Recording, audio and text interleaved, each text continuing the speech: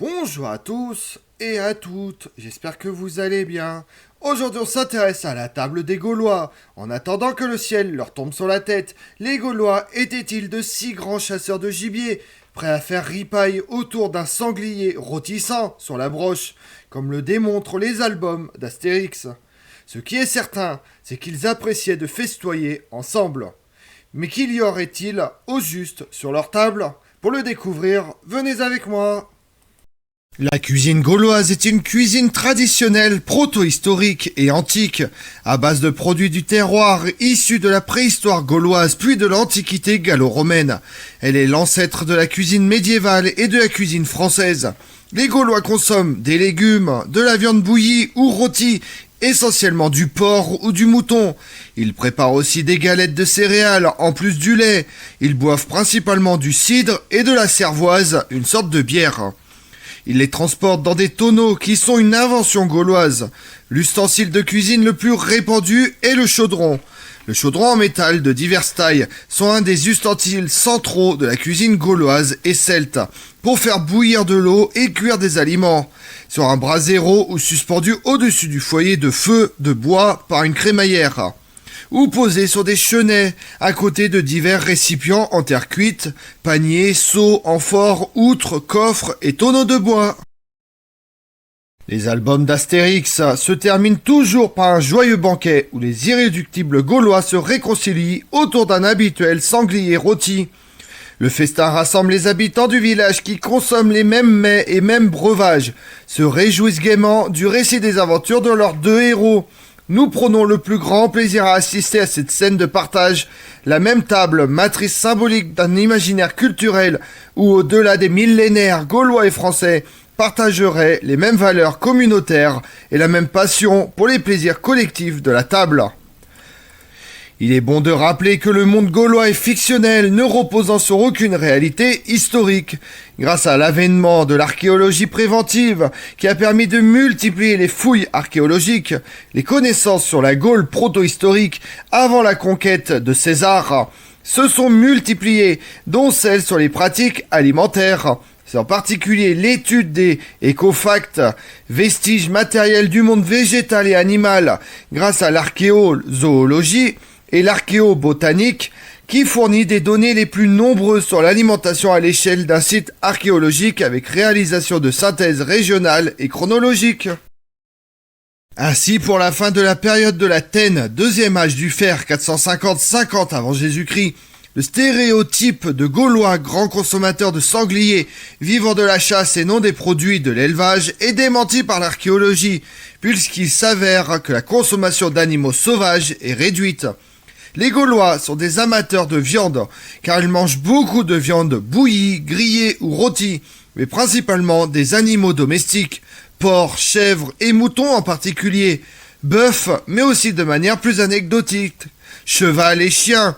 Parmi les très nombreux sites témoignant de festins collectifs durant cette période, celui du sanctuaire de Corinthe, fondé dans les derniers quarts du IIe siècle avant Jésus-Christ, dans le puits de Dôme, apporte des témoignages édifiants de la libation de vin, de sacrifices d'animaux et de repas collectifs carnés, avec une masse considérable de vestiges céramiques, dont plusieurs milliers d'amphores vinaires importés du centre de l'Italie romaine, ossements de moutons et chèvres en très grand nombre, de cochons et de chiens, de bœufs en moindre proportion.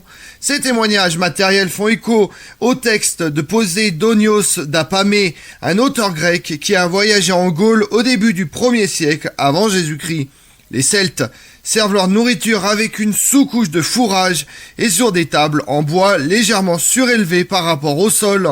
Leur nourriture consiste en un peu de pain et beaucoup de viande bouillie ou rôtie sur du charbon de bois ou des broches. Ceux qui vivent au bord des fleuves ou de la Méditerranée ou de l'Atlantique portent aussi à leur bouche des poissons cuits avec du sel, du vinaigre et du cumin. Ils saupoudrent également leur boisson avec ce dernier. Chez les riches, d'une part, la boisson est du vin, venant d'Italie et de la région de Marseille. Il est pur, même si parfois il est mélangé avec un peu d'eau. Dans les classes inférieures, d'autre part, c'est de la bière faite de blé, auquel on ajoute du miel, que la plupart consomment pur, on l'appelle korma. Le récit de Poséidonios mentionne plusieurs catégories de produits alimentaires consommés par les Gaulois, dont certains sont reconnus par l'archéologie, si les conditions environnementales le permettent.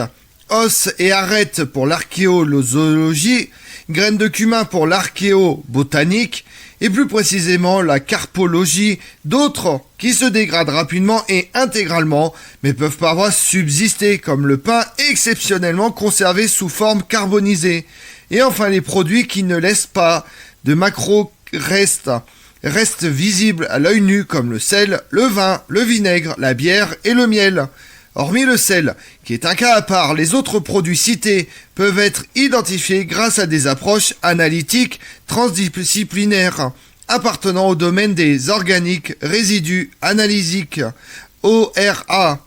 Les analyses biomoléculaires par la GC-MS, chromatographie en phase gazeuse, spectrométrie de masse, couplée avec la recherche des pollens archéologiques et des MNP, microfossiles non polliniques, se révèlent parmi les plus performantes pour la caractérisation des contenus de céramique et particulièrement des boissons fermentées. Un cas exceptionnel est fourni par la tombe princière de Lavaux dans l'Aube, fouillée par l'INRAP et datant de la fin de l'Alastate, premier âge du fer 800-450 avant Jésus-Christ. Dans la chambre funéraire, un dépôt de vaisselle est composé d'une dizaine de pièces, dont la plus importante est un chaudron étrusque en bronze, posé sur une table en bois, au-dessus d'une belle ciste, seau cylindrique en métal. Ces deux grands et prestigieux récipients à liquide sont, dans les mondes grecs et étrusques, liés au symposion, moment le plus important du banquet consistant en la consommation collective et ritualisée du vin aromatisé et mélangé avec de l'eau. Le chaudron, aux parois internes enduites de pois, de conifères, goudron végétal, de pin ou sapin, était rempli d'un vin rouge aromatisé par des plantes locales, tilleul, famille des lamillés et famille des rosacées, et sucré par l'adjonction de miel ou plus probablement d'un rayon de ruche. Se trouvent également des concentrations importantes de spores d'algues d'eau douce. Cela peut attester l'utilisation d'eau pure contenue dans la ciste pour le mélange du vin à la manière grecque ou étrusque. Vers 475 avant Jésus-Christ, le banquet funéraire de Lavaux rassemble un grand nombre de convives, comme le suggère la contenance du chaudron estimé plus ou moins à 300 litres, qui boivent le vin préparé selon le modèle méditerranéen. Ces données contrastent avec celles d'autres tombes celtiques de la même période à la Sténienne, qui attestent de la consommation non pas de vin, mais d'hydromel. Entre tradition locale et stimuli extérieurs, le banquet celtique se décline sous des formes diverses. Comme on l'a vu, les Gaulois mangent beaucoup de viande, bouillie, grillée ou rôtie, mais principalement des animaux domestiques. Porc, chèvres et moutons en particulier, bœuf, mais aussi de manière plus anecdotique, cheval et chien. Je vous remercie d'avoir suivi cette vidéo en ma compagnie. Si vous voulez connaître mes autres vidéos, retrouvez-moi chaque matin à partir de 6h45 sur ma chaîne YouTube Tout sur l'Histoire avec Damien, mais également sur les réseaux sociaux, Twitter et Instagram, Histoire Damien. Et pensez à liker, commenter et vous abonner. Je vous remercie.